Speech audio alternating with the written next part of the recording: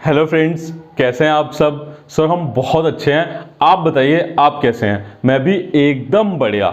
मैं आपका दोस्त एंड आपका होस्ट सीए साहिल मित्तल आप लोगों का हार्दिक स्वागत करता हूं हमारे इस बेहतरीन और इंटरेस्टिंग सब्जेक्ट जो है ऑडिट। सर आज हम लोग क्या करने वाले हैं, आज हम लोग करने वाले हैं एसए 230 ऑडिट डॉक्यूमेंटेशन। कौन सा एसए? एसए 230 ऑडिट डॉक्यूमेंटेशन, उसका 100% रिवीजन करेंगे। ये जो वीडियो है ये CA intermediate as well as CA final level, दोनों लेवल के स्टूडेंट्स इसको देख सकते हैं, रेफर कर सकते हैं, ओल्ड कोर्स हो या न्यू कोर्स हो। एज वेल एज हमने इसके लिए कुछ समरी चार्ट्स बनाए हैं, हमारे बुक नोट्स हैं, उसको भी आप रेफर कर सकते हैं। वो सारे आपके इस वीडियो के डिस्क्रिप्शन में नीचे लिंक में दिए हुए हैं। बहुत ईजी है, आप क्लिक करेंगे आप उनको डाउनलोड कर सकते हैं, शेयर कर सकते हैं और प्रिंट भी ले सकते हैं। प्यार से बोलेंगे जय श्री राधे। जय श्री राधे। सर आइए अब हम लोग स्टार्ट करते हैं हमारा एसए 230 एसए 230 उसका रिवीजन। ये आपको स्क्रीन पे दिख रहा होगा, ये जो है ये तो हमारे फुल नोट्स हैं, ये पूरे बुक नोट्स हैं। ये जो एसए 230 का आपको दिख रहा होगा, इसको भी हम लोग एक बार देख लेंगे, बट हमने जो चार्ट बनाया है समरी चार्ट, उससे हम लोग इसको पहले रिवाइज करते हैं। आइए स्टार्ट करते हैं। आई थिंक आपको प्रॉपर अच्छे से दिख रहा है, ठीक है। SA 230 audit documentation. Sir audit documentation word का मतलब क्या है? तीन चीजें, ऑडिट प्रोसीजर जो आपने परफॉर्म किया, ऑडिट एविडेंस जो आपने कलेक्ट किया और ऑडिट कंक्लूजन जो आपने दिया, इन तीनों का रिकॉर्ड, उसके रिकॉर्ड्स को कहते हैं ऑडिट डॉक्यूमेंटेशन। एज पर एसए 230 ऑडिट प्रोसीजर परफॉर्म जो आपने किया, ऑडिट एविडेंस जो आपने ऑब्टेन किया एंड ऑडिट कंक्लूजन जो आपने दिया, इन तीनों के रिकॉर्ड्स को ऑडिट डॉक्यूमेंटेशन बोलते हैं एज पर एसए 230। बिल्कुल ठीक है सर। सर इसको कुछ और नाम से भी बोलते हैं क्या? हाँ, इसको हम लोग वर्किंग पेपर या वर्क पेपर भी बोलते हैं। क्या बोलते हैं? वर्किंग पेपर्स या वर्क पेपर्स।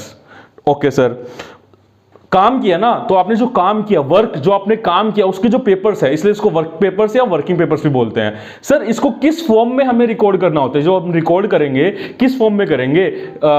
पेपर फॉर्म में करेंगे, इलेक्ट्रॉनिक फॉर्म में करेंगे, या किसी भी फॉर्म में कर सकते हैं। किसी भी फॉर्म में आप ऑडिट डॉक्यूमेंटेशन प्रिपेयर कर सकते हैं। हार्ड कॉपी फॉर्म में भी हो सकता है आपका, मतलब पेपर फॉर्म में भी हो सकता है, as well as electronic form में। इलेक्ट्रॉनिक फॉर्मेट जैसे आपका पीडीएफ हो गया, आपका वर्ड फॉर्म हो गया, एक्सेल हो गया, ऐसे कोई भी फॉर्मेट आपका हो सकता है, ठीक है सर। उसके बाद सर क्या हम लोग इसको स्टोर कर सकते हैं? इसमें सर क्या क्या इंक्लूड होता है? इसको आपने बताया स्टोर कर सकते हैं paper as well electronic form में। सर इसका क्या क्या डॉक्यूमेंटेशन में इंक्लूड क्या क्या होता है? मतलब ऑडिटर के, अब इसमें क्या होता है, दो चीजें होती है दोस्त। दो चीजें क्या? एक तो जो क्लाइंट ने आपको डाटा दिया, क्लाइंट ने जो आपके साथ डिटेल शेयर की, वो आपका एज अ डॉक्यूमेंटेशन हो सकता है। क्लाइंट ने आपको एग्रीमेंट जो दिया, कॉन्ट्रैक्ट जो आपको दिए, उन्होंने जो डाटा दिया, वो आपका डॉक्यूमेंटेशन का पार्ट हो सकता है। अब एक ऑडिटर जो डॉक्यूमेंटेशन बनाता है, जैसे ऑडिटर ने ऑडिट प्रोग्राम बनाया होगा, ऑडिट प्रोग्राम आपको पता है ना, जहां पे ये लिखा होता है कि कौन क्या काम करेगा, किस टाइम तक हमें कंप्लीट करना है, तो सारी डिटेल उसके अंदर होती है। तो ऑडिट प्रोग्राम भी आप, ऑडिट प्रोग्राम प्रूफ क्या होता है कि आपने अपना ऑडिट प्लान किया है, उसके हिसाब से आपने उसको परफॉर्म किया है, तो ऑडिट प्रोग्राम आपका डॉक्यूमेंटेशन का पार्ट होगा। आपने कोई चेकलिस्ट क्लाइंट के साथ शेयर की होगी, जहां पे आपके हो सकता है क्वेश्चंस हो या और कोई टाइप की चेकलिस्ट जो आपने ऑडिट प्रोसीजर परफॉर्म करने के लिए यूज की होगी, क्लाइंट से डिटेल्स ली होंगी, जिस चेकलिस्ट के थ्रू वो चेकलिस्ट भी आपकी डॉक्यूमेंटेशन का पार्ट होगी, ठीक है। कुछ इश्यूज मेमोरेंडम होते हैं, वो आपके डॉक्यूमेंटेशन का पार्ट होते हैं। आपने क्लाइंट से कुछ कंफर्मेशंस ली होंगी, रिटन रिप्रेजेंटेशंस ली होंगी, लेटर ऑफ कंफर्मेशन होता है, रिटन रिप्रेजेंटेशन होता है, एसए 580 WR जो लेते हो आप क्लाइंट से, वो भी आपका डॉक्यूमेंटेशन का पार्ट होता है। आपने सिग्निफिकेंट मैटर्स के ऊपर कुछ हो सकता है पेपर बनाया हो, कोई बहुत इंपॉर्टेंट मैटर्स हो, कहीं पे एजम्पशंस यूज हुई हो, जजमेंट्स यूज हुई हो आपकी सिग्निफिकेंट, उनके जो वर्क पेपर्स होंगे वो आपके डॉक्यूमेंटेशन का पार्ट होंगे। और आपके जो ईमेल्स है, क्लाइंट को आपने ईमेल किए होंगे, ईमेल पे कुछ कंफर्मेशन हो सकती है आई हो, ईमेल पे आपकी बातचीत हुई हो क्लाइंट से जो, वो भी आपकी डॉक्यूमेंटेशन का पार्ट होगा। तो प्यार से बोलेंगे जय श्री राधे। ये एग्जांपल्स हैं कि ये डॉक्यूमेंटेशन के अंदर इंक्लूड होंगे, और भी चीजें आपके डॉक्यूमेंटेशन में आ सकती है। उसके बाद sir form, content and extent, मतलब किस तरीके से आपको डॉक्यूमेंटेशन करना है, फॉर्म कैसा होगा, डॉक्यूमेंटेशन आपका कितना होगा, एक्सटेंट क्या होगा उसका, और उसके अंदर क्या क्या इंक्लूड होगा। तो वो है फॉर्म, कंटेंट एंड एक्सटेंट, कैसे होगा, कितना उसके अंदर होगा और उसके अंदर क्या क्या होगा। तो सर उसको मतलब कैसा होना चाहिए, बोलने का मतलब ये है कैसा होना चाहिए आपका, कि फॉर्म कंटेंट एंड एक्सटेंट कैसा होना चाहिए डॉक्यूमेंटेशन का। सर ऐसा होना चाहिए जो एक एक्सपीरियंस ऑडिटर को ये हेल्प करे समझने में। एक्सपीरियंस ऑडिटर का मतलब सर मान लो आज इस साल तो आप क्लाइंट का ऑडिट कर रहे हो, अगले साल हो सकता है रोटेशन ऑफ ऑडिटर हो जाए, दूसरी कोई फर्म उस क्लाइंट का ऑडिट करे, या आपकी ही कंपनी में, आपकी ही सीए फर्म में दूसरा पार्टनर उसका ऑडिट करे, हो सकता है ना। तो या एंगेजमेंट क्वालिटी कंट्रोल रिव्यूअर जब रिव्यू करेगा, रिव्यू करने आएगा कोई आपके काम को, तो उसको ये समझे आपके ऑडिट डॉक्यूमेंटेशन से कि आपने काम क्या किया है, आपने एविडेंस क्या कलेक्ट किए हैं, आपने कंक्लूजन किस बेस पे निकाला है, कौन से सिग्निफिकेंट मैटर्स थे यहां पर और उनको कैसे डिस्कस किया, उनको कैसे क्लोज किया आपने, वो सब समझे उसको। ऐसा आपको डॉक्यूमेंटेशन करना है, ऐसा उसका फॉर्म हो, ऐसा उसका कंटेंट हो और ऐसा उसका एक्सटेंट हो। प्यार से बोलेंगे जय श्री राधे। तो सर ऐसा डॉक्यूमेंटेशन करना ताकि ये समझे कि आपका नेचर क्या था, टाइमिंग क्या था, एक्सटेंट क्या था ऑडिट प्रोसीजर का। एपी मतलब ऑडिट प्रोसीजर, जो आपने ऑडिट प्रोसीजर परफॉर्म किए वो क्या नेचर के थे, वो सब्सटैंटिव प्रोसीजर्स थे, वो कंप्लायंस प्रोसीजर थे, या जिसको हम बोलते हैं रिस्क असेसमेंट प्रोसीजर्स थे, उनकी टाइमिंग क्या थी, कब कब परफॉर्म किया, कितना कितना उनको परफॉर्म किया, वो समझे। आपका ऑडिट डॉक्यूमेंटेशन देख के समझे सामने वाले को ये चीज कि ऑडिट प्रोसीजर का एनटीई, नेचर, टाइमिंग एंड एक्सटेंट क्या है। आपने जो ऑडिट प्रोसीजर परफॉर्म किए उनका रिजल्ट्स क्या निकला वो समझे, और आपने जो ऑडिट एविडेंस जो कलेक्ट किए उसका रिजल्ट क्या निकला वो समझे उसको। आपने जो सिग्निफिकेंट मैटर्स आपको ऑडिट में मिले, जो अराइज हुए या आपने जो डिस्कस किए, जो भी सिग्निफिकेंट जजमेंट्स आपने ली या मैनेजमेंट ने ली हुई थी, उस पर आपने कैसे काम किया, वो डॉक्यूमेंटेड होना चाहिए। और लास्ट में आपने कंक्लूजन क्या निकाला कि financial statement true and fair view show कर रहे हैं, नहीं कर रहे हैं, तो उसका बेस क्या है, क्यों नहीं कर रहे हैं तो क्यों नहीं कर रहे हैं, कर रहे हैं तो क्यों कर रहे हैं। तो जो कंक्लूजन आपने निकाला वो कंक्लूजन का बेसिस क्या होता है, ऑडिट डॉक्यूमेंटेशन होता है। तो उसको देख के समझे कि अच्छा ये कंक्लूजन निकला है बिकॉज ये डॉक्यूमेंटेशन आपको मिला है, इसलिए आप बोल रहे हो ट्रू एंड फेयर व्यू है, या इसलिए आप बोल रहे हो ट्रू एंड फेयर व्यू नहीं है। तो उसका रिकॉर्ड वो देखेगा, समझेगा। तो ये इस तरीके का आपका डॉक्यूमेंटेशन होना चाहिए। इसको बोलते हैं हमारा डॉक्यूमेंटेशन कैसा हो, ऐसा हो, जो ये चीजें हमें बता दे। उसके बाद सर कौन कौन से फैक्टर्स होते हैं जो आपके फॉर्म कंटेंट एंड एक्सटेंट को, कौन कौन से फैक्टर होते हैं जो आपके फॉर्म कंटेंट एंड एक्सटेंट को अफेक्ट करते हैं, कितना डॉक्यूमेंटेशन करना, कैसे करना, क्या क्या उसमें रखना नहीं रखना, उसको कौन कौन से फैक्टर्स अफेक्ट करते हैं। सर एंटिटी का साइज एंड कॉम्प्लेक्सिटी, एक चीज बताओ ना, हो सकता है कि कोई एंटिटी बहुत बड़े साइज की हो, एक एंटिटी है जो छोटे साइज की है, स्मॉल साइज फर्म है, कंपनी है, ऑडिट क्लाइंट है आपका, और एक बिग साइज क्लाइंट है। एग्जांपल ले रहा हूं मैं, रिलायंस कंपनी का आप ऑडिट करने गए हो, तो वहां पे कैसा होगा नेचर ऑडिट डॉक्यूमेंटेशन का। ऑब्वियसली बहुत ही ट्रिमेंडस, बहुत ही ह्यूज डॉक्यूमेंटेशन होगा, बहुत ही प्रॉपर अच्छे लेवल का डॉक्यूमेंटेशन बनेगा, अच्छा खासा। तो सर डॉक्यूमेंटेशन का लेवल चेंज होता है जब साइज चेंज होता है एंटिटी का जिसका आप ऑडिट कर रहे हो। कॉम्प्लेक्सिटी, उसके बिजनेस में कॉम्प्लेक्सिटी कितनी इन्वॉल्व है, हो सकता है रिलायंस का आप ऑडिट कर रहे हो, उनके बिजनेस में कॉम्प्लेक्सिटी कम हो, बड़ा है साइज, लेकिन एक छोटी कंपनी जिसका कॉम्प्लेक्स बिजनेस नेचर है, तो उसका डॉक्यूमेंटेशन आपको अलग तरीके से करना पड़ेगा। तो ये फैक्टर अफेक्ट कर रहा है आपका कि आपको डॉक्यूमेंटेशन कितना करना, कैसे करना, उसमें क्या क्या रखना, तो वो डिपेंड करेगा कंपनी के एंटिटी के साइज पे और कॉम्प्लेक्सिटी ऑफ उसके बिजनेस पे, उसका बिजनेस कितना कॉम्प्लेक्स है, कितना जटिल है, कितना नॉर्मल है। ठीक है सर। रोमम, ROMM, इसको बोलते हैं रिस्क ऑफ मटेरियल मिसस्टेटमेंट। रोमम क्या बोलते हैं इसको sir, risk of material misstatement. आपको रिस्क ऑफ मटेरियल मिसस्टेटमेंट कितना है वो उस पर डिपेंड करेगा आपका ऑडिट डॉक्यूमेंटेशन। ज्यादा है तो ज्यादा हो सकता है, कम है तो कम हो सकता है, तो डिपेंड करेगा। तो ये फैक्टर है कि जिस पे डिपेंड करता है आपको ऑडिट डॉक्यूमेंटेशन। एक्सेप्शंस, एक्सेप्शन का मतलब हो सकता है आपको कोई ऐसा केस मिला हो, कोई ऐसे फैक्टर मिले हो जो फ्रॉड को इंडिकेट करते हो या बहुत बड़े एरर्स को इंडिकेट करते हो, तो उस केस में आपको डॉक्यूमेंटेशन अलग तरीके से रखना पड़ेगा। एक क्लाइंट है जहां पे आपको कुछ फ्रॉड, कुछ एरर नहीं मिले, बहुत ही कम फ्रॉड तो मिला ही नहीं आपको, तो उसका डॉक्यूमेंटेशन कम होएगा। एक क्लाइंट है जहां पे आपको फ्रॉड के इंडिकेटर्स दिख रहे हैं, फैक्टर्स दिख रहे हैं, हो सकता है वहां पे फ्रॉड हो, आपको सस्पेक्शन है कि फ्रॉड हो सकता है, तो वहां पे डॉक्यूमेंटेशन आपका ज्यादा होगा, अलग तरीके से होगा। उसके अलावा ऑडिट मेथोडोलॉजी, ऑडिट टूल्स आपने क्या यूज किए। अगर आप कैट यूज करते हो, computer assisted audit technique use करते हो, तो उस केस में आपके डॉक्यूमेंटेशन का लेवल अलग होगा। और अगर आप मैनुअल ऑडिट कर रहे हो, कहीं मैनुअल काम कर रहे हो ज्यादा, तो वहां पे आपका ऑडिट डॉक्यूमेंटेशन अलग होगा। तो वो डिपेंड करेगा आपने कैसा मेथड यूज किया ऑडिट का, क्या टूल्स आपने यूज किया ऑडिट करने के लिए। सैंपलिंग के लिए जैसे बड़ी फर्म्स में आपका आइडिया सॉफ्टवेयर यूज होता है, तो सैंपलिंग का उनका वो वाला क्या बनेगा, वो जो सैंपल निकाला वो वर्क पेपर पेपर बन जाएगा, वो ऑडिट डॉक्यूमेंटेशन का पार्ट बन जाएगा। तो जो सिस्टम ने निकाल के दिया है, और अगर आप किसी नॉर्मल फॉर्म में, छोटी फॉर्म में जाकर के बात करते हो, वो जो सैंपलिंग का तरीका निकालते हैं, जो जजमेंट लगाते हैं अपनी, तो वो अपना तरीके से डॉक्यूमेंटेशन करते हैं सैंपल निकालने का, तो उनका वो वाला वर्क पेपर बनेगा। तो आपके ऑडिट टूल्स पे भी डिपेंड करता है आपका डॉक्यूमेंटेशन कैसा होगा। प्यार से बोलेंगे जय श्री राधे। सर उसके अलावा आपको ये पता है ऑब्जेक्टिव क्या होते हैं, ऑडिट डॉक्यूमेंटेशन क्यों करता है ऑडिटर? सर ऑब्वियसली इसलिए ताकि वो बता पाए कि उसने काम अपना प्रॉपर तरीके से किया है। तरीके का मतलब जो एसए उसको बोलते हैं, स्टैंडर्ड्स ऑन ऑडिटिंग जो उसको बोलते हैं, या उसके ऊपर जो लीगल एंड रेगुलेटरी या प्रोफेशनल रिक्वायरमेंट्स है, एथिकल रिक्वायरमेंट है, उसके हिसाब से उसने काम किया नहीं किया, वो कैसे प्रूव करेगा? आपको पता है एक चीज की पीयर रिव्यू हो सकता है, ऑडिटर के ऊपर पीयर रिव्यू हो सकता है। सीए फाइनल लेवल वाले बच्चे इसको समझेंगे कि पीयर रिव्यू करवा सकता है ईसीआई। पीयर रिव्यू में क्या होगा, आपने जो काम किया वो चेक होगा कि आपने अपने professional standards, legal and ethical requirement के हिसाब से ऑडिट किया नहीं किया क्लाइंट का। फॉर्म के अंदर, सीए फॉर्म के अंदर क्वालिटी कंट्रोल का स्टैंडर्ड होता है, SQC1, पॉलिसीज एंड प्रोसीजर होते हैं, उसके हिसाब से आपका EQCR रिव्यू होता है, एंगेजमेंट क्वालिटी कंट्रोल रिव्यू होता है। तो वो क्या रिव्यू करेगा? आपने जब काम किया उसका आपके पास प्रूफ तो ना चाहिए क्या काम किया।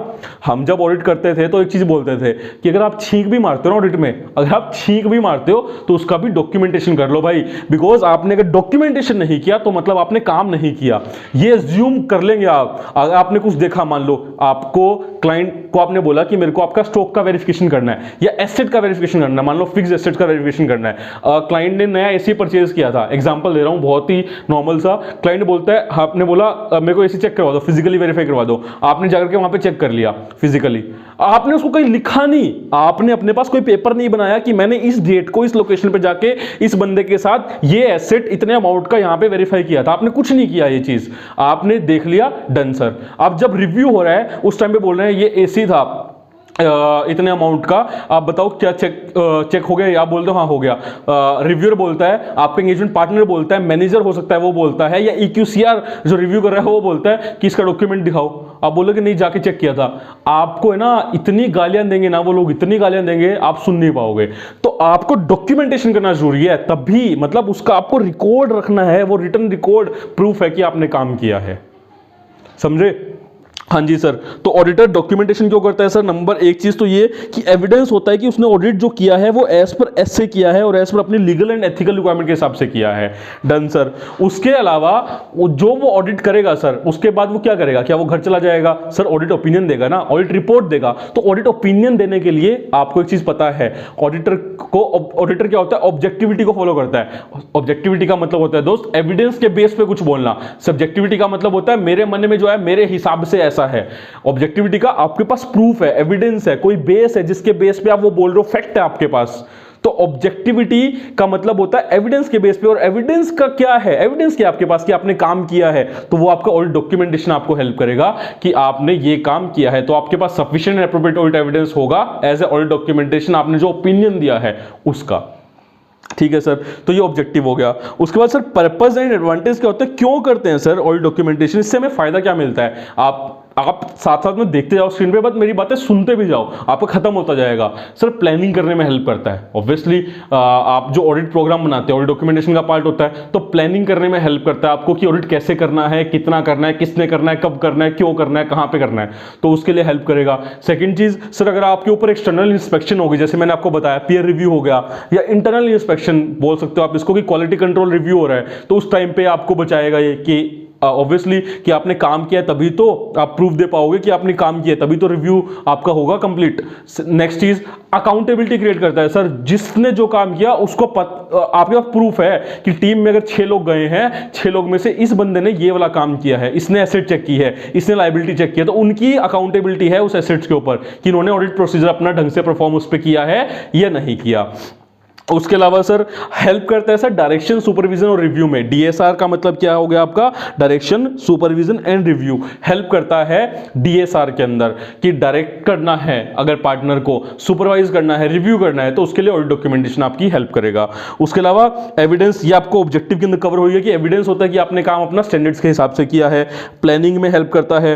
क्वालिटी कंट्रोल रिव्यू मैंने आपको बता दिया। ये फ्यूचर रेफरेंस, इसका मतलब है मैंने आपको बताया जस्ट पहले कि अगर कल को आप आपका वो क्लाइंट मतलब आपकी फर्म उस क्लाइंट का ऑडिट नहीं करती, कोई नई फर्म अपॉइंट होती है ऑडिट करने के लिए, या दूसरा पार्टनर एंगेजमेंट पार्टनर उसका ऑडिट परफॉर्म करता है, तो आपके डॉक्यूमेंटेशन को उसको समझेगा कि आपने क्या काम किया था, इस क्लाइंट के अंदर क्या चीजें चल रही हैं, क्या प्रॉब्लम्स हैं, क्या रिस्क एरियाज कौन कौन से हैं, वो सारा आपने कवर किया होगा। उसके आपके डॉक्यूमेंटेशन देख करके बहुत हद तक सामने वाले को समझ में आता है, या कल को आप नेक्स्ट ईयर में जब आते हो ऑडिट करने फिर से, तो आप भी उनको रेफर कर सकते हो कि हाँ अच्छा पास्ट में ऐसा था कि पिछले साल हमें ये चीजें मिली थी, तो फ्यूचर रेफरेंस के लिए वो यूज हो सकता है।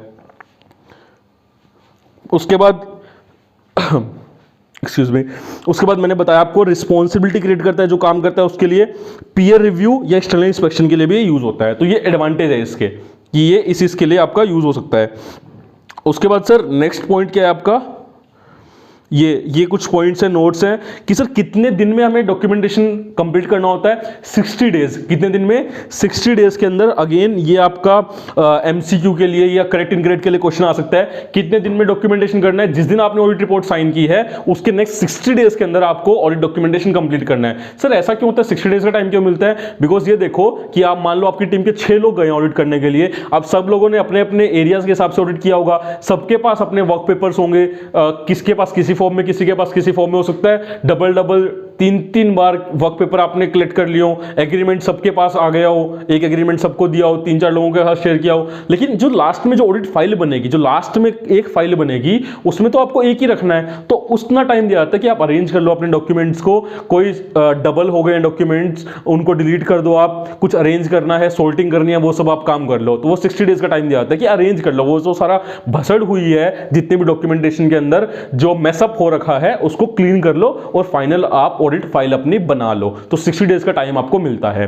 उसके बाद सर कितने टाइम तक हमें रखना पड़ता है, अगर हमने मान लो फाइनेंशियल ईयर 19-20 में क्लाइंट का ऑडिट किया, तो सर कितने साल तक अब हमें इसको रिटेन करना पड़ेगा, इस साल की फाइल को, इस साल की फाइल को हमें आने वाले 7 ईयर्स में रिटेन करना पड़ेगा। जिस दिन हमने ऑडिट रिपोर्ट साइन की या ग्रुप ऑडिट रिपोर्ट साइन की, विच एवर इज लेटर, उस डेट से 7 ईयर्स तक हमें ऑडिट डॉक्यूमेंटेशन रिटेन करना पड़ेगा। ये ऑडिटर की रिस्पॉन्सिबिलिटी है, बिकॉज ऑडिट डॉक्यूमेंटेशन प्रॉपर्टी किसकी होती है, ऑडिटर की होती है, तो उसको रिटेन करने की रिस्पॉन्सिबिलिटी किसकी, ऑडिटर की। कितने साल तक, 7 ईयर्स तक।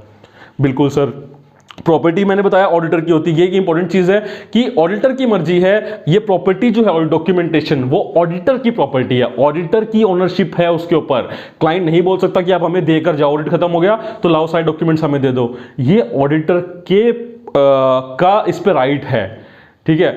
ऑडिटर डिनाई कर सकता है किसी को भी उसका एक्सेस देने से, उसकी मर्जी है। तो ये क्वेश्चन एग्जाम में आता है बहुत बार, शॉर्ट नोट्स में या आपको 4 मार्क्स में मिल जाता है कि ऑडिटर आप बताओ डॉक्यूमेंटेशन प्रॉपर्टी किसकी है, एक्सप्लेन करो इसको, क्यों है ऑडिटर की प्रॉपर्टी। तो आपको लिखना पड़ेगा, अभी हम बुक नोट्स में देखेंगे, पूरा आपको नोट देना पड़ेगा वहां पे कि कैसे ये ऑडिटर की प्रॉपर्टी और वो अपनी मर्जी से उसका एक्सट्रैक्ट, उसका पोर्शन दे सकता है, बाकी सब रिक्वायरमेंट्स को चेक करके। ठीक है सर। सर क्या कोई चेंजेस कर सकते हैं क्या, एक बार आपने डॉक्यूमेंटेशन बना दिया, अब सर उसके अंदर कोई चेंजेस कर सकते हैं क्या? कोई चेंजेस अलाउ नहीं होते एक्सेप्ट अदरवाइज कोई एडमिनिस्ट्रेटिव चेंजेस करने हो, मतलब डबल वर्क पेपर हो गए हो आपके, नंबरिंग ऊपर नीचे हो गई हो, तो उनको आप छेड़ सकते हो, उसके अलावा आप वर्क पेपर में कोई चेंज नहीं कर सकते। ठीक है सर। सर उसके बाद एक चीज पूछनी है हमें क्या कि सर अगर मान लो ऑडिट कंप्लीट हो गया, ठीक है सर, सब्सिक्वेंट इवेंट मतलब मान लो ऑडिट रिपोर्ट आपने दे दी, अब उसके बाद कुछ ऐसे आपको वो मिलते हैं, कुछ ऐसी चीजें मिलती हैं जिनका इंपैक्ट पड़ रहा हो पहले, तो ऑडिटर उस केस में हो सकता है फाइनेंशियल स्टेटमेंट में इंपैक्ट पड़ रहा हो, और जिनके ऊपर ऑडिटर अपने प्रोसीजर परफॉर्म करेगा, तो उनका डॉक्यूमेंटेशन करेगा क्या? हाँ, उनको बोलते हैं डॉक्यूमेंटेशन ऑफ स्पेशल मैटर का डॉक्यूमेंटेशन। ये देखो डेट ऑफ ऑडिट रिपोर्ट, यहां पे हमने डायग्राम बनाया हुआ है कि जिस दिन ऑडिट रिपोर्ट साइन हो गई उसकी डेट के बाद आपने अगर कोई ऑडिट प्रोसीजर परफॉर्म किए हैं, डेट ऑफ ऑडिट रिपोर्ट के बाद आपने कोई प्रोसीजर परफॉर्म किए हैं, तो उस केस में आपको डॉक्यूमेंट करना होता है कि आपने वो प्रोसीजर परफॉर्म क्या किए, क्यों किए, क्या ऐसे सर्कमस्टांस, ऐसी कंडीशंस आ गई थी जिनके अंदर आपको वो ऑडिट प्रोसीजर परफॉर्म करने पड़े, और क्या ऑडिट प्रोसीजर आपने परफॉर्म किए, और उसके बाद किसने और क्या किसने चेंज किए और कब चेंज किए। फिर ऑडिट डॉक्यूमेंटेशन में चेंज करोगे आप, तो वो किसने चेंज किए और कब चेंज किए, वो जो प्रोसीजर एडिशनल परफॉर्म किए उनका डॉक्यूमेंटेशन, क्यों किए, क्या ऐसी कंडीशन आ गई थी उनका डॉक्यूमेंटेशन, और किसने और कब किए उसका डॉक्यूमेंटेशन। तो ये आपको सिग्निफिकेंट आपके स्पेशल मैटर्स हैं, जब आपका ऑडिट रिपोर्ट दे देते हो, साइन कर देते हो, उसके बाद भी अगर कोई प्रोसीजर परफॉर्म करने पड़ते हैं तो उसका भी डॉक्यूमेंटेशन आपको करना पड़ेगा। सर उसके बाद बस आपका ये स्टैंडर्ड खत्म हो गया। आप देखो उसके बाद आपका ऑडिट फाइल और कंप्लीशन मेमोरेंडम का मीनिंग है जो अभी हम अपने बुक नोट से देख लेते हैं। तो आपका ये पूरा स्टैंडर्ड था जो हमने रिवाइज किया। सर एक बार फिर से क्विकली रिवाइज कर लेंगे। ऑडिट डॉक्यूमेंटेशन का मतलब 3 चीजों का रिकॉर्ड सर, जो हमने ऑडिट प्रोसीजर परफॉर्म किए, जो ऑडिट एविडेंस कलेक्ट किए और जो हमने कंक्लूजन रीच किए हैं, उन तीनों का रिकॉर्ड। सर इसको वर्किंग पेपर या वर्क पेपर भी बोलते हैं। इसको सर हम पेपर फॉर्म में या इलेक्ट्रॉनिक फॉर्म में भी रिकॉर्ड कर सकते हैं। सर इसका क्या क्या इसके अंदर इंक्लूड होता है? आपने जो चेकलिस्ट बनाई होंगी, जो ऑडिट प्रोग्राम बनाया होगा, जो ईमेल्स हैं, जो एनालिसिस हैं, जो सिग्निफिकेंट मैटर्स के लिए जो आपने समरीज बनाई होंगी, जो आपने कंफर्मेशंस ली होंगी, जो आपने रिटर्न रिप्रेजेंटेशंस ली होंगी, वो आपके साइड डॉक्यूमेंटेशन का पार्ट हो सकता है। उसके बाद फॉर्म कंटेंट एंड एक्सटेंट कैसे बनाएं कि सर ऐसा बनाओ कि जिससे सामने वाले को समझे, जो ऑडिटर आएगा नया या आपकी टीम में कोई दूसरा पर्सन है उसको समझे कि आपने क्या ऑडिट प्रोसीजर परफॉर्म किए, उससे रिजल्ट आपको क्या मिले, आपने क्या सिग्निफिकेंट मैटर्स आपको एनकाउंटर हुए या क्या जजमेंट्स आपने ली सिग्निफिकेंट या चेक की, ठीक है, और आपने क्या कंक्लूजन निकाले उससे, तो वो सब आपको समझे। उसके अलावा सर कौन कौन से फैक्टर हैं जो अफेक्ट करते हैं ऑडिट डॉक्यूमेंटेशन को, कि साइज एंड कॉम्प्लेक्सिटी कितनी है क्लाइंट की जिसका आप ऑडिट कर रहे हो। उसके अलावा आपको रिस्क और मटेरियल मिसस्टेटमेंट उस कितना मिला, उसके बेस उसका वो आपका इंपैक्ट करेगा ऑडिट डॉक्यूमेंटेशन को। उसके अलावा एक्सेप्शन, मान लो कोई फ्रॉड का केस मिल गया आपको, तो उस केस में डॉक्यूमेंटेशन का तरीका आपका अलग होगा, लेवल अलग होगा, और आपने क्या टूल्स या मेथड्स यूज किया ऑडिट के अंदर, वो आपका एक फैक्टर होगा कि कितना डॉक्यूमेंटेशन किया आपने या नहीं किया या करना है आपको। उसके बाद सर ऑब्जेक्टिव आपने बताया कि sufficient and appropriate audit evidence आपको ऑब्टेन हो गए हैं और आपने ओपिनियन उसके बेस पे दिया है। ये कैसे प्रूव करोगे? आपने डॉक्यूमेंटेशन से प्रूव करोगे। आपने अपना ऑडिट जितने स्टैंडर्ड्स ऑन ऑडिटिंग है, जितनी प्रोफेशनल रिक्वायरमेंट है, एथिकल रिक्वायरमेंट है, उससे किया है, उसका प्रूफ कौन देगा? आपका ऑडिट डॉक्यूमेंटेशन देगा। उसके अलावा उसके पर्पस या एडवांटेज क्या होते हैं? सर प्लानिंग में हेल्प करता है कि हमने अपना ऑडिट ऐसे के हिसाब से किया है, उसको एविडेंस एज एविडेंस हम दिखा सकते हैं। उसके अलावा sir DSR direction supervision review में असिस्ट करता है, हेल्प करता है। उसके अलावा क्वालिटी कंट्रोल रिव्यू अगर होएगा तो वो भी हमारा डॉक्यूमेंटेशन चेक करता है। ऐसे 220 में आपने पढ़ा था कि एंगेजमेंट क्वालिटी कंट्रोल रिव्यूअर आ करके डॉक्यूमेंटेशन चेक करता है जो एंगेजमेंट टीम ने बनाया है। उसके अलावा फ्यूचर रेफरेंस, आपको देखना है कल को फिर से ऑडिट करने आए हो क्लाइंट का फिर से कोई काम करना है आपको, या कोई दूसरा ऑडिटर आया नया, या आपकी टीम में आपके फर्म में कोई एंगेजमेंट पार्टनर दूसरा पॉइंट हुआ इस साल ऑडिट करने के लिए, तो वो रेफर कर सकता है पहले वाले पेपर्स अगर बने हुए हैं प्रॉपरली। उसके अलावा रिस्पॉन्सिबिलिटी क्रिएट करता है, ये काम किसने किया, किसकी रिस्पॉन्सिबिलिटी थी इस एरिया को चेक करने की, ऑडिट करने की। नेक्स्ट पीयर रिव्यू, अगर एक्सटर्नल इंस्पेक्शन होता है तो उस केस में एज एविडेंस आपको बचाएगा कि आपने अपना काम प्रॉपर ढंग से किया है या नहीं किया, उसका प्रूफ। उसके अलावा सर कितने दिन में करना है? 60 डेज ऑफ ऑडिट रिपोर्ट के अंदर आपको कंप्लीट अपनी ऑडिट फाइल क्लोज करनी होती है बना के। उसके अलावा 7 ईयर्स तक आपको रिटेन करना पड़ता है जिस दिन आपने ऑडिट रिपोर्ट साइन की है या ग्रुप ऑडिट रिपोर्ट साइन किया है, विच एवर इज लेटर, उसके 7 ईयर्स तक आपको रिटेन करनी पड़ती है उस साल की audit file. Next property ownership किसकी है? ऑडिटर की होती है। कोई भी चेंजेस अलाउड होते हैं सर डॉक्यूमेंटेशन में? नहीं, अनलेस अदरवाइज वो एडमिनिस्ट्रेटिव चेंजेस ना हो। सर सिग्निफिकेंट कुछ स्पेशल मैटर्स है, उसका डॉक्यूमेंटेशन कैसे करते हैं? अगर आप कोई स्पेशल मैटर है जो ऑडिट रिपोर्ट के बाद आपको राइज हुए हैं, तो क्या मैटर्स थे जो आपको राइज हुए, क्या सर्कमस्टांसेस थे जो आपको एनकाउंटर हुए, क्या सिचुएशन थी वो, और क्या ऑडिट प्रोसीजर आपने उस पर परफॉर्म किए, किसने किए और कब किए, वो सारा डॉक्यूमेंटेशन करना पड़ेगा।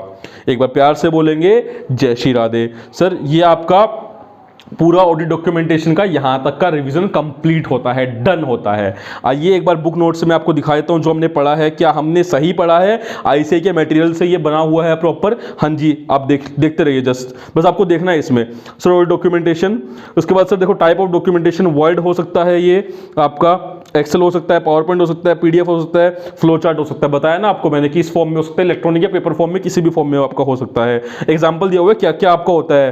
आपका ऑडिट प्लान होता है, मीटिंग्स, कॉन्ट्रैक्ट, वैल्यूएशन रिपोर्ट, सब बिजनेस प्रोसेस फ्लो, वो सारे आपके डॉक्यूमेंटेशन का पार्ट होता है। उसके अलावा सर ये आप देखो 2 मेन चीजें होती है ऑडिट के अंदर, ऑडिट डॉक्यूमेंटेशन के अंदर, बनाना और उसका रिव्यू करना। आपको डेफिनेशन मैंने बताई थी 3 चीजों का रिकॉर्ड। हाँ जी सर। वर्किंग पेपर बोलते हैं, इलेक्ट्रॉनिक या पेपर फॉर्म में। हाँ जी सर। हम चेक कर रहे हैं हमने जो रिवाइज किया क्या वो बुक नोट के अंदर ICAI के मटेरियल में वही लिखा हुआ है ना? हाँ जी वही लिखा हुआ है। उसके अलावा सर एग्जाम्पल आपको बता दिए मैंने, ये सारे ये नोट आप देख लो एक बार।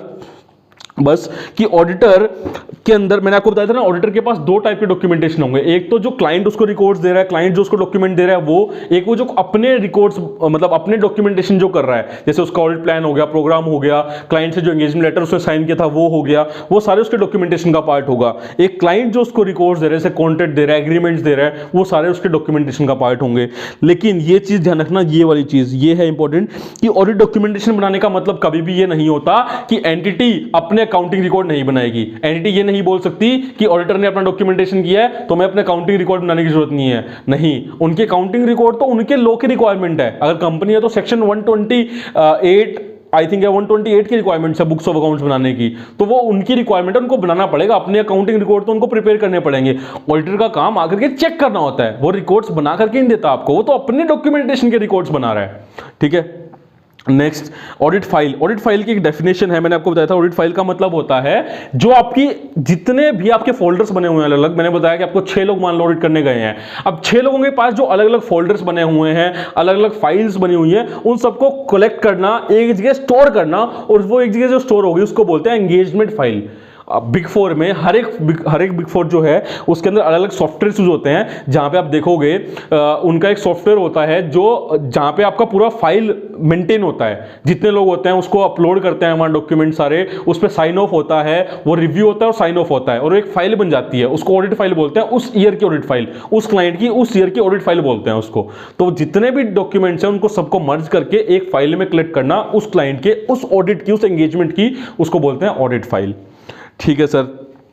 फॉर्म कंटेंट एंड एक्सटेंट मैंने आपको बता ही दिया क्या क्या चीज़ों का होता है। ये चीज़ देख लो एक बार कि सर ऑडिट प्रोसीजर जो हम परफॉर्म करते हैं, ऑडिट प्रोसीजर जो परफॉर्म करेंगे उसका नेचर, टाइमिंग एंड एक्सटेंट कितना होगा, वो किस पे डिपेंड करता है। जो आपने असर्शंस चेक किया, असर्शंस आपको पता है ना, CEA VOP मतलब sir completeness, existence, accuracy, valuation, rights and obligation, presentation and disclosure, ये सारी जो असर्शंस होते हैं, जो आप चीज चेक करते हैं किसी भी account balance, class of transaction या डिस्क्लोजर के अंदर, फाइनेंशियल स्टेटमेंट में, उनको बोलते हैं असर्शन। ये सब चीजें आप चेक करते हो। जैसे आप एसेट हो, एसेट की एग्जिस्टेंस कैसे चेक करोगे, फिक्स एसेट की सर जाकर के फिजिकली वेरीफाई कर लेंगे तो एग्जिस्टेंस चेक हो गई। तो आप ये जो असर्शन चेक करोगे उसके बेस पे आपका डिपेंड करता है कौन सी असर्शन आपको चेक करनी है, तो आपका वो प्रोसीजर का नेचर, टाइमिंग, एक्सटेंट क्या होगा। उसके अलावा कौन सा टीम मेंबर परफॉर्म कर रहा है उसको, उस पर भी डिपेंड करता है, और उस टीम मेंबर ने किसने उसको रिव्यू किया उस पर भी वो डिपेंड करता है। उसके अलावा सर आपको बताया हमने क्या क्या फैक्टर्स हो सकते हैं जिसके ऊपर आपका form content and extent of audit documentation depend करता है। ये साइज हो गया, ऑडिट प्रोसीजर आपने जो परफॉर्म किए वो हो गया आपका। ठीक है, रिस्क कितना मिला, ऑडिट एविडेंस जो मिले, एक्सेप्शन, मेथोडोलॉजी जो आपने यूज की, तो वो सारे पॉइंट्स आपके यहाँ पे कवर हो गए। आप देखोगे ना आपका 100% यहाँ पे कवर हो गया है। ये ऑब्जेक्टिव मैंने आपको बता दिया था कि 2 ऑब्जेक्टिव होते हैं। एक ऑब्जेक्टिव लिखा हुआ है कि आपने ऑडिट के ओवरऑल ऑब्जेक्टिव अचीव किए या नहीं किए, उसका एविडेंस होता है। हाँ, ओवरऑल ऑब्जेक्टिव क्या होता है, रीजनेबल एश्योरेंस लेना कि फाइनेंशियल स्टेटमेंट फ्री है या नहीं है मटेरियल मिस स्टेटमेंट से, और एक ऑडिट रिपोर्ट देना उसके ऊपर, तो ये आपका ओवरऑल ऑब्जेक्टिव होता है। तो हमने उसको डिस्कस कर लिया। हाँ जी सर। उसके बाद सर ये देखो एक डायग्राम बना है, चार्ट बना हुआ बहुत ही प्यारा सा, जहां पे आपको समझ में आएगा एडवांटेज क्या है, कैसे कैसे ऑडिट डॉक्यूमेंटेशन आपको हेल्प करता है। आप इसको देख लेना। बिल्कुल सर, जो हमने रिवाइज किया ना वही है दोस्त इसके अंदर, उसके बाहर से कुछ भी नहीं है। 60 डेज का टाइम होता है, हमने समझा था। ये देखो ये होते हैं एडमिनिस्ट्रेटिव चेंजेस कि जो जो अलाउड होते हैं वर्क पेपर में करना। क्या आप डिलीट और डिस्कार्ड कर सकते हो, सुपरसीडेड मतलब डबल वर्क पेपर हो गया उसको आप डिलीट कर सकते हो, डिस्कार्ड कर सकते हो, सॉर्ट कर सकते हो, क्रॉस रेफरेंसिंग कर सकते हो उनकी। ठीक है, साइन ऑफ करना, मतलब साइन ऑफ का मतलब रिव्यू हो गया, साइन ऑफ साइन करने हैं उसकी, आपने डॉक्यूमेंटेशन में तो साइन ऑफ कर सकते हो आप उसके ऊपर। ठीक है, तो ये आप एडमिनिस्ट्रेटिव चेंजेस कर सकते हो। लेकिन एक केस है ये वाला, ये इंपॉर्टेंट मार्क कर लो आप थोड़ा सा। If auditor find it necessary to modify existing work paper or add new work paper after the assembly of audit file, तो उस केस में अगर ऑडिटर को ऐसा करना है ना, ऐसा नहीं कर नहीं सकता, एक्सेप्शंस आर ऑलवेज देयर, कर सकता है, लेकिन उसको ये चीज डॉक्यूमेंट करनी पड़ेगी कि उसने अपने ऑडिट फाइल में एडमिनिस्ट्रेटिव चेंजेस के अलावा जो चेंजेस किए हैं वो क्यों किए, उनका क्या रीजन है, स्पेसिफिक रीजन क्यों किया उसने, और किसने किया और कब किया, किसने किया और कब किया। जैसे डॉक्यूमेंटेशन ऑफ स्पेशल मैटर है, तो स्पेशल मैटर के केस में आप लिखते हो क्या रीजन है, आप फिर से डॉक्यूमेंटेशन में चेंजेस कर रहे हो, छेड़छाड़ कर रहे हो। ठीक है, और क्यों कर रहे हो, कौन कर रहा है, क्यों कर रहे हो, कौन कर रहा है, कब कर रहा है, ये आपको डॉक्यूमेंट करना पड़ेगा। अगर आप ऑडिट फाइल बनने के बाद उसमें कोई चेंज करते हो जो एडमिनिस्ट्रेटिव चेंज नहीं है। ठीक है, ओनरशिप, ये देखो डॉक्यूमेंटेशन की ओनरशिप किसकी होती है, ऑडिटर की होती है। इसको भी आप इंपॉर्टेंट मार्क कर सकते हो, ये एग्जाम में आपका बहुत बार एग्जाम में आ चुका है ऑलरेडी, और आने के चांसेस होते हैं कि ऑडिटर अपनी मर्जी से कोई भी पोर्शन एक्सट्रैक्शन दे सकता है, क्लाइंट को प्रोवाइड कर सकता है। उसको देखना पड़ेगा कि कॉन्फिडेंशियलिटी की रिक्वायरमेंट या उसकी जो एथिकल रिक्वायरमेंट्स है वो कॉम्प्रोमाइज नहीं हो रही, तो वो उसकी प्रॉपर्टी है, उसकी मर्जी है, वो मना भी कर सकता है किसी को भी, उसका दूसरा एंगेजमेंट पार्टनर मांगे या कोई भी मांगे, वो उसकी मर्जी है। 7 ईयर्स हम रिटेन करना हो गया हमें 7 ईयर्स तक।